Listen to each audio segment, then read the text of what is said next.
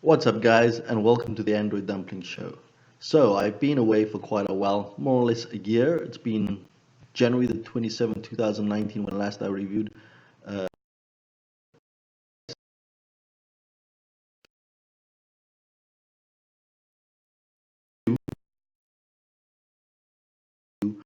of the Huawei Mate 20X.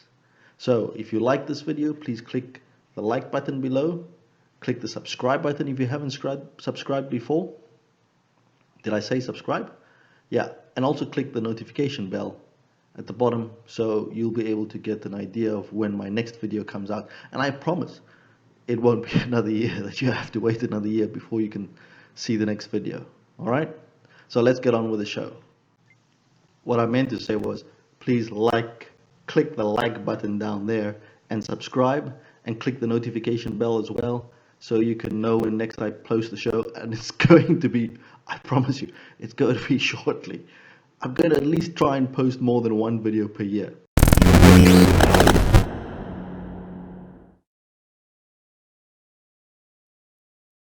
Alright, so throughout 2019, Huawei has been living a little bit of a tightrope, mainly because number one, its CEO was put into jail in Canada. Number two, USA applied this ban for doing business with Huawei. Now, at the time, Huawei had some of the best released phones out there, and the Mate 20X was one of them.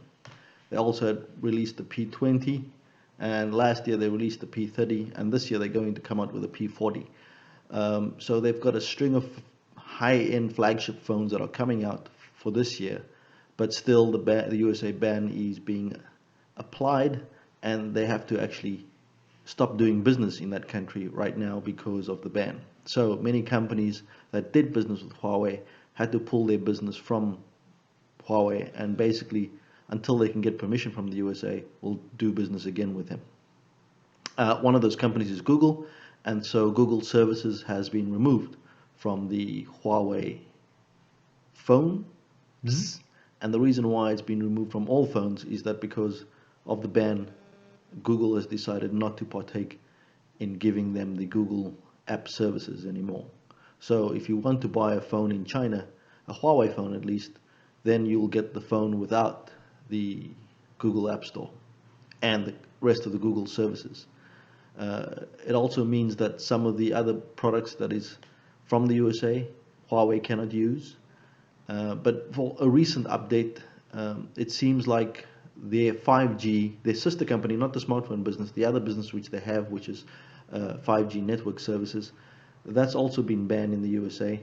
But I think Boris Johnson from the UK has just agreed that Huawei is allowed to sell their services in the UK for 5G, but I don't know for how long it's going to be. I'm sure from the Tory side it's going to get a lot of criticism and a lot of backlash, but let's see how long that's going to last. And I'm sure that the way in which he's made it possible is that they'll have to have competition with other companies, and of course Ericsson and Nokia network services for 5G will still be available in the UK, but at a most probably at a restricted level.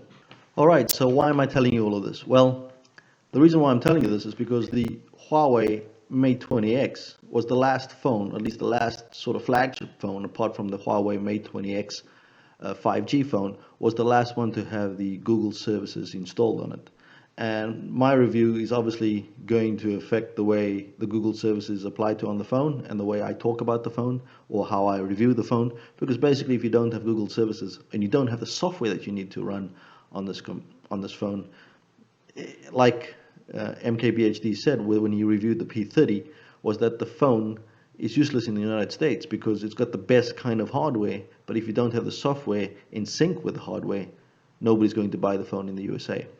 If you're outside the USA, Canada, UK, Australia, India, wherever, you can still use the Huawei phones. And I'm sure they don't come with the Google Play services on board. This version did come with the did come with the Google services on board, and that's why my review is going to be a little bit different, because I still have the Google services and I can still use it. So let's start with a review by saying this was the best phone I had up until now. It still is the best phone I've got in my little paws that I am able to use. And I've had no complaints with it. I haven't done a software update. I'll do that in another video to show you how the software update goes. But I'm still using the phone, and it's the best phone I've ever used, even better than the Samsung Galaxy S7 Edge. Even though that phone was 2 or 3 years older, this one, without the Snapdragon chipset from Qualcomm, this is a Kirin 980 chipset. I'm happy as Frank Doodle, so to speak. Any case, let's get on with the rest of the review. There's two parts to this review. There's the hardware, where I look at some of the hardware features from the outside, the camera, the fingerprint reader, and the screen.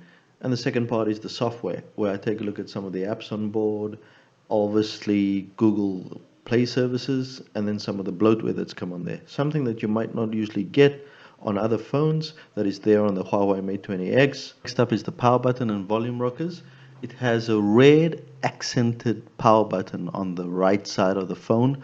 Just above that is the volume rockers, easy to use with one hand, but I wasn't used to it, seeing that I was using the Samsung, where the volume rockers is on the left side and the power button's on the right side. Alright, I have no problem with the volume rocker and the power buttons being on the same side of the phone, and that there's red accented power button. No problems with that, but the problem is with my small little hands using such a big phone, I actually have to nudge my hand up a little bit so I'm able to use the volume up, down and up. And then I have to move it back down again. See, it's quite difficult and cumbersome to use one hand. So that's my only gripe with using a bigger phone. And then of course, to scroll between devices, you also have to move your hand up and down. It's very difficult to use one hand. It's possible, but kind of difficult to use one hand when you want to play with the volume rockers, especially when you want to watch a video and then that video needs for you to move the camera around like that and then play with the volume. It's impossible to do with one hand, but that's only one of the minor issues. The Huawei Mate 20X comes with stereo speakers and dual microphones. In this first image you can see the speaker on the left side, the microphones on the small slots over there, and of course the USB Type-C charger in the center. There is no wireless charging or reverse charging on this phone. On this image you can see that there is a stereo speaker on the right side, the IR blaster in the center, and on the left side there is this headphone jack, something unseen on a flagship phone. But it's good. I like the headphone jack on this flagship phone. The speakers wasn't that great. Okay, so in the next two trailer clips you'll be able to hear the sound coming from the Huawei Mate 20X. I wasn't too impressed with it, but you take a listen and you tell me in the comments what you think about it, the sound. Like I said, I wasn't impressed. These trailers were played directly off the Huawei Mate 20X and recorded from the Xiaomi 8 Pro. So there could be audio disturbances, I don't know, but you make the choice for yourself. Take a listen and let me know in the comments. Does it help to have someone to talk to?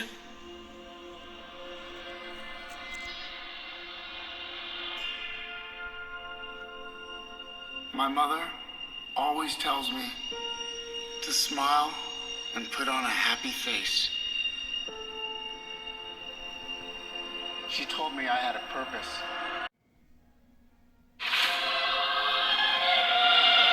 I'm dealing with the future of the planet. Not the necessary shock to the system. I am human evolutionary change.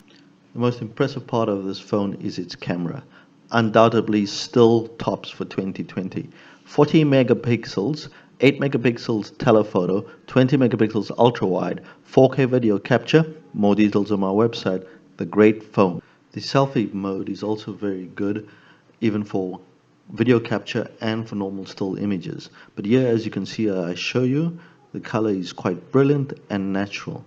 There are many options for the camera, including the aperture mode, the night mode, the portrait mode, the photo mode, video mode, pro mode, where you can change all the settings yourself, and there's more options which allows you to download, do documents, super macro, watermarks, 3D panorama, filters, time-lapse.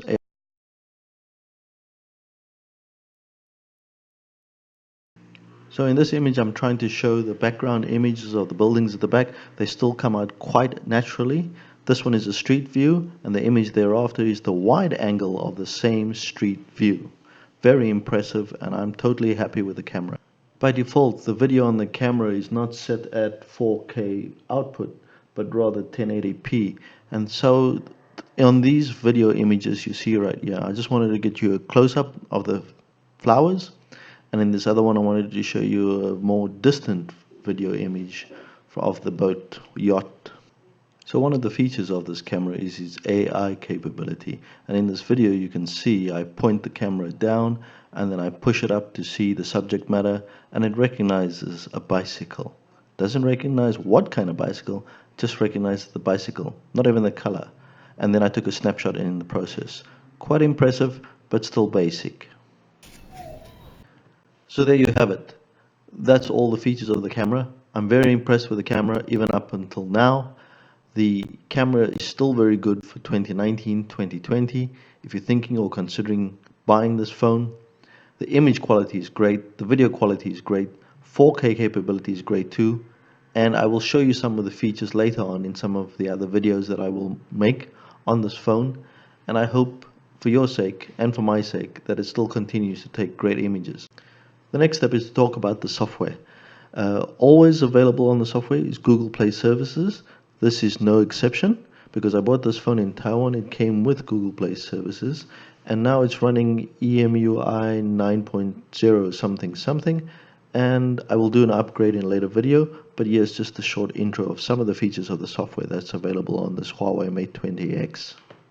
The rear-mounted fingerprint reader is very impressive. I'm quite happy with the performance and the capability. In this video, I'm trying to show you that I'm using my index finger as the mechanism to activate the fingerprint reader, and it just takes us a couple milliseconds to turn it on and turn it off. I'm not even putting my finger on the power button, so there you can see it's very impressive to use. Right, facial recognition, something that everybody's worried about. So in this clip, I'm demonstrating facial recognition.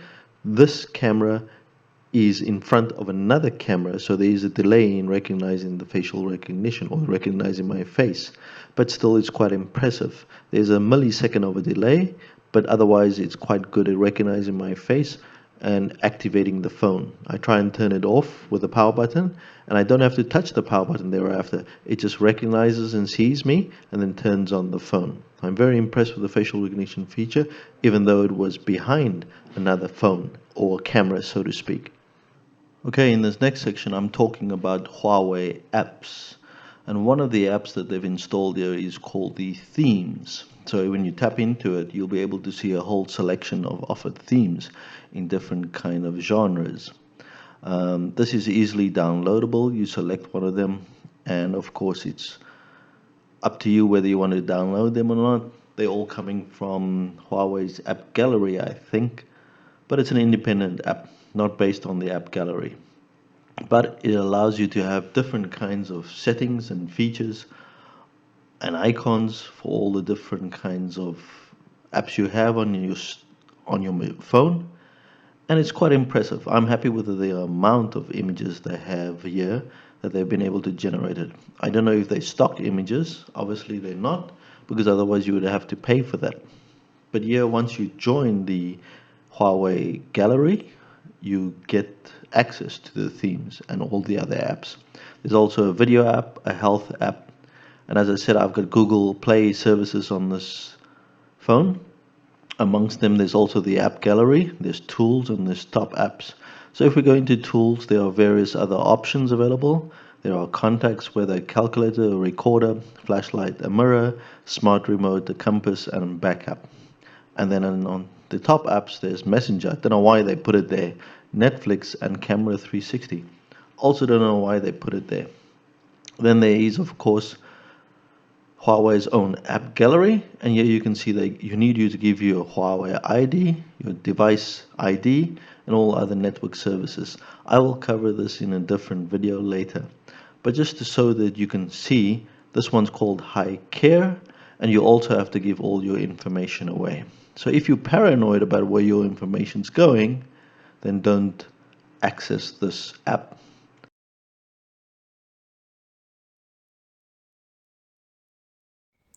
Okay, there's a lot of things to like about the EMUI software skin that's on Android 9.0 on this phone. I haven't updated the OS or the skin. So here I'm going to give you a quick preview of some of the apps that's online. There is the Huawei Phone Manager to your left there, and you're able to manage your phone through using this app. As I showed you previously, there's themes, and themes allows you to have all different kinds of themes on your phone. There's the Huawei Music app and the Video app that allows you to get music and video from their app store. And then there's High Care, or which they call Healthier. And this is able to monitor your heart rate, the amount of steps you take, and so forth and so forth. I've tried it out and it automatically generates the amount of steps you take during the day. Then on this phone, which is the Huawei Mate 20X, and I think you know that by now already, there is the Google App Play services, which when I click into it right now, you would notice that there is still the Google News item available, Gmail, Maps, YouTube, Drive, Play Music, Play Movies and Trailers, Duo and Photos. And then there's the Docs and Sheets and Slides.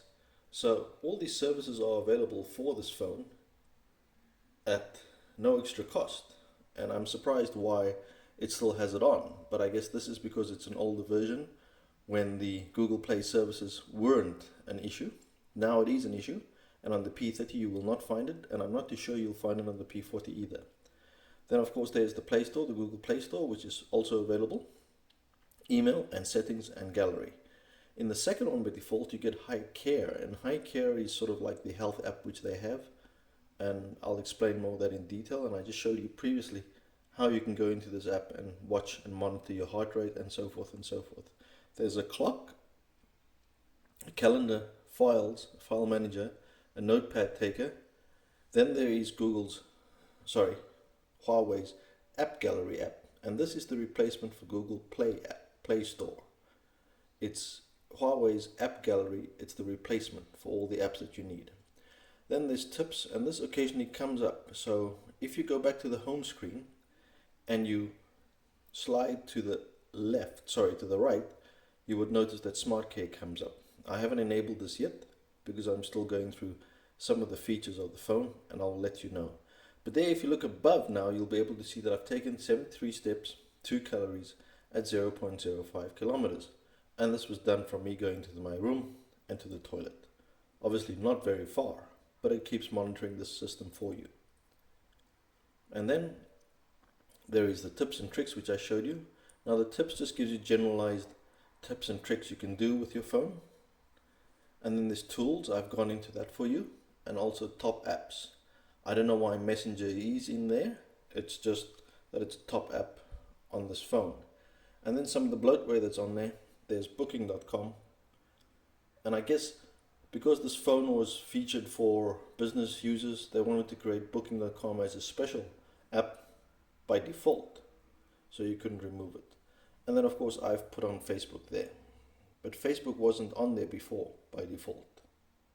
Alright, so these are the generalized apps on the phone. It still hasn't changed, and I haven't updated it to EMUI 10 or Android 10. So let's wait and see if the Google Play services disappears from this phone.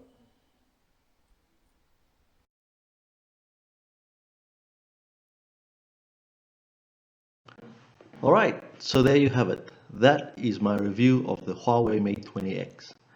Thanks for staying so long to watch the whole video and